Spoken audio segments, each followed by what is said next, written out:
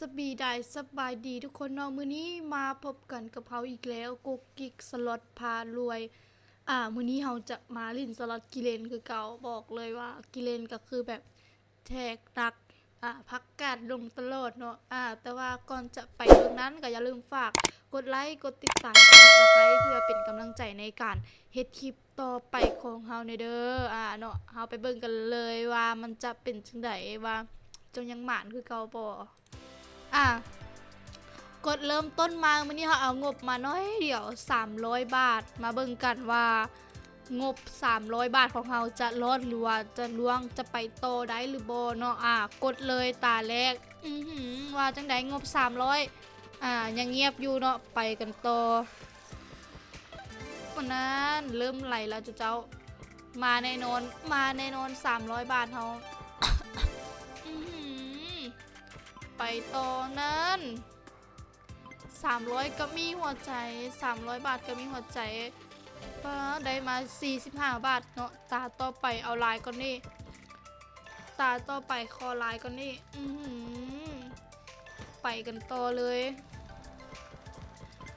ไหลต่อมาจังไดไปต่อแบบนี้แหละไปต่ออีกไหลต่ออีกบอไหลแล้วเนาะได้มาเพิ่มอีก77 บาทไปกันต่อเฮา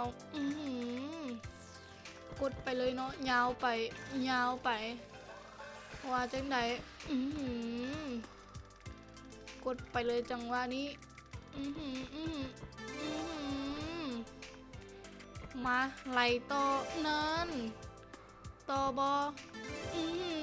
ต้องแบบนี้แหละเน้นแบบนี้แหละไปกันต่ออีกนั่นป๊บเสียงเกมคือแบบคักแหงเกมกิเลนเสียงเกมกิเลนคือแบบคักแหงตอนมันแตกละลายนั่นมาพักกาดเจ้าซอดที่โอ้โหถือว่าได้มาเพิ่มอีก1,973 บาทบอกเลยว่าโอ้โหงบ300หาแต่เริ่มแตกมาตอนนี้ 2,000 กว่าบาท 2,200 กว่าบาท ไปต่อสิจ้ารออะไรไ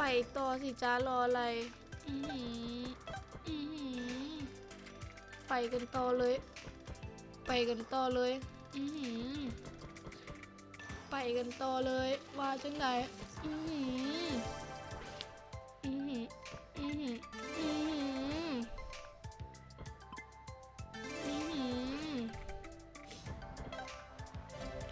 ไปกดไปต่อจังหวะนี้ว่าจังไดไปต่อเลย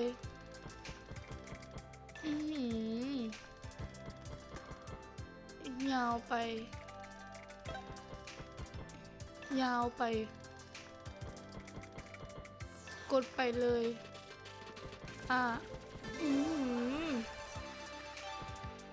ไปต่อสิจ้า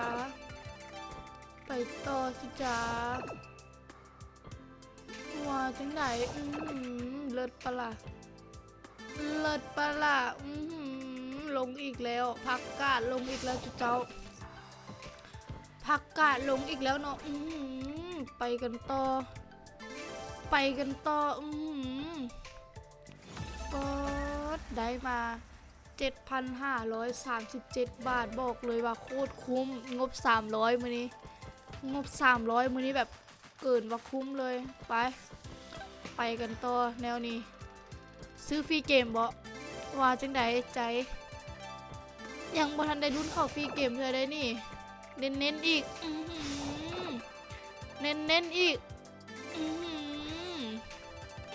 ไปต่อไหลโคตรดีถ้าเราซื้อฟรีเกมต้องใช้งบประมาณเท่าไหร่วะแต่ว่าอย่าฟ้าวแป๊บหนึ่งขอหาเงินตืมก่อนแป๊บหนึ่งกันซื้อฟรีเกมมีความเสี่ยงเนาะแต่ว่าก็เชื่อมั่นกำไรต้องมาในเร็ววัน กำไรเน้นๆแน่นอนเสื้อมันเนาะไปกดไปต่อเลยเฮากดไปต่อเลยเฮาว่าจังใดกดไปต่อกดไปต่อ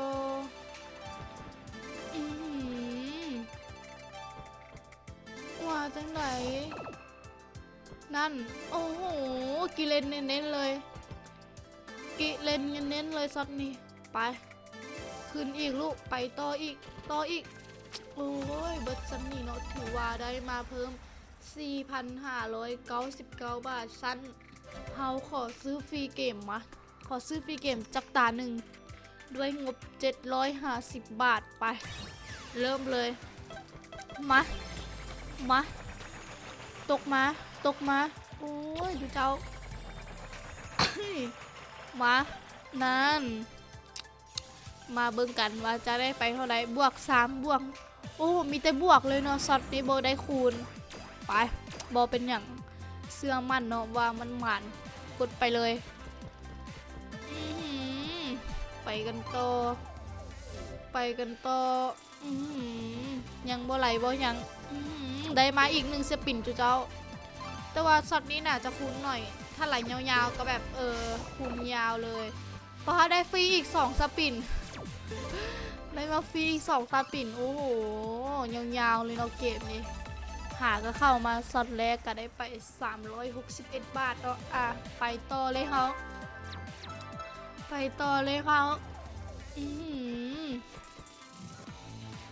กดไปต่อเลยว่าจังได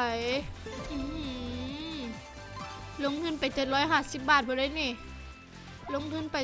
750 บาทพอได้นี่ได้มาอีก1สปินจ้าตอนนี้ไปกันต่อว่าจังไดได้มาอีก1สปินอีกโอ้โหช่วงนี้หมานตัวกำลังหมานไปต่อเลยกำลังหมานไปต่ออีกเนาะ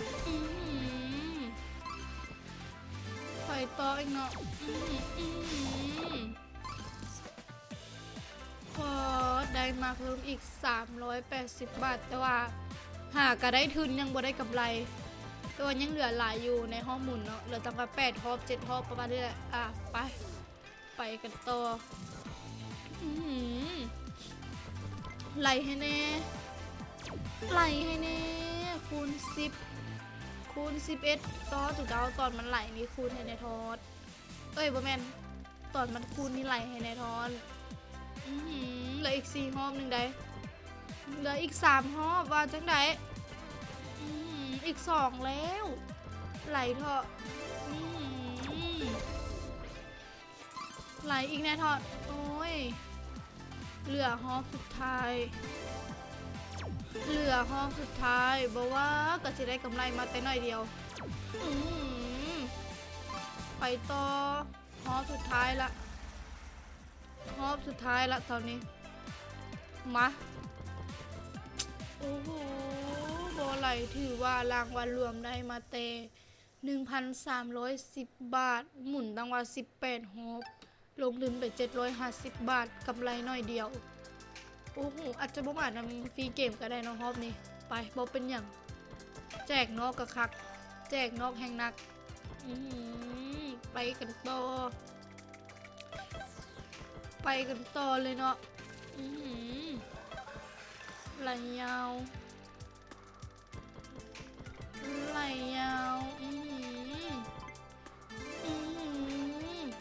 ไปต่ออีกเน้นแบบนี้แหละมักเน้นแบบนี้แหละ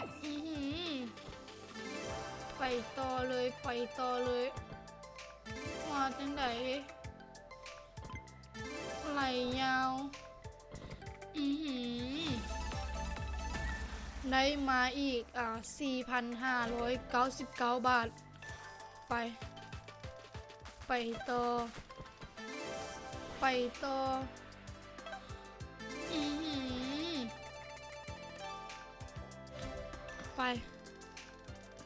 ตอนนี้เงินเราขึ้นมาอยู่ที่19,000แล้วเนาะ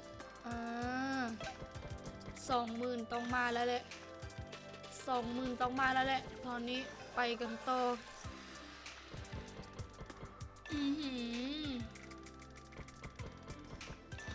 ไปกันต่อ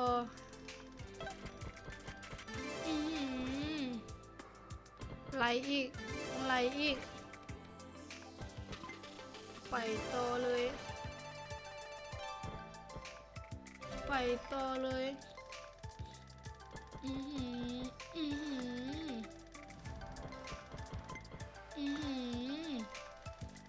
ไปไหลยาวไหลยาว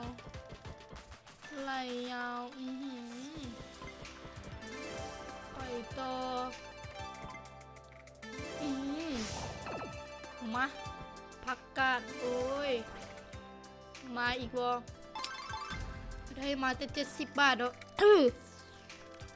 เสียงคือแบบบ่ไหวแล้วตอนนี้เสียงแหบเพลงไปต่อเลยว่าจังไหนไปต่อเลยไปต่อเลย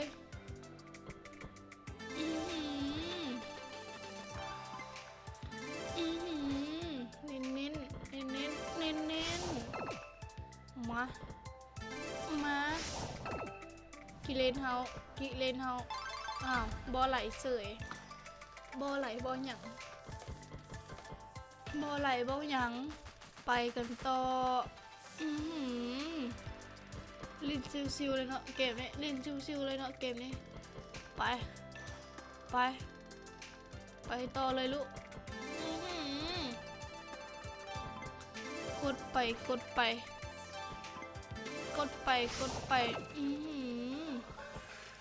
อ้าวบ่ไหลนึกว่าจะไหลต่อ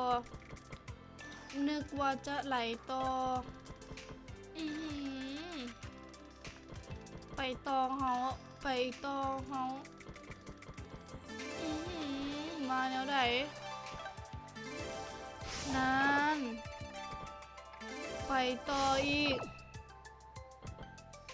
ไหลต่ออีกเนาะไปต่อกดเลยจังหวะนี้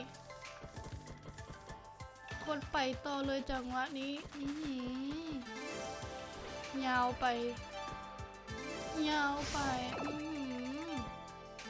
ไปต่อ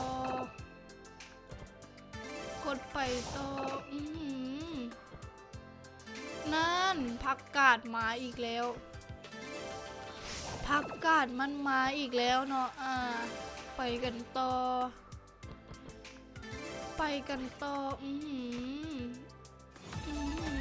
ได้มาเพิ่มอีก 7,537 บาทเนาะเราก็กดไปต่อเลยกดไปต่อเลยเขา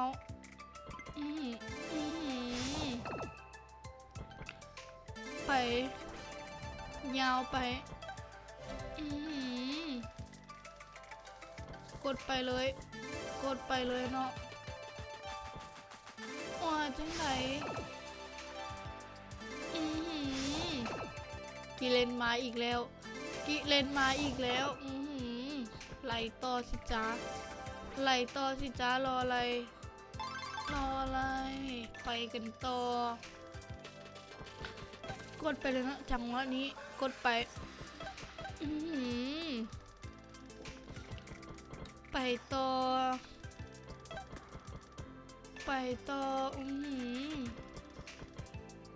กดไปเ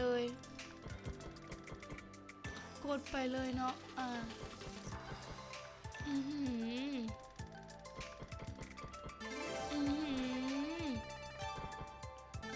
ยาวไป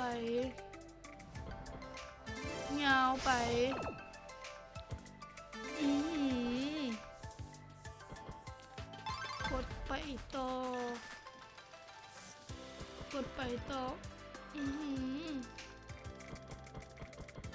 ต่ออีกเจ้าไหลต่ออีกตอนนี้เงินเฮาขึ้นมาอยู่ที่27,000 27,000แล้วก็ยังขึ้นไปต่อแบบนี้แหละบุ้ยได้มา203 บาทเนาะเฮาก็กดไปต่ออีกบ้านงบ300ของเฮาวันนี้คือแบบพืดเน้นๆเลยงบ300ของข่อยวันนี้คือแบบแจกเน้นๆเลยเนาะไปต่อตอนนี้แบบเสียงแหบบ่ไหวกดไปเลยกดไปเลยมาจังไหนไปกันต่อ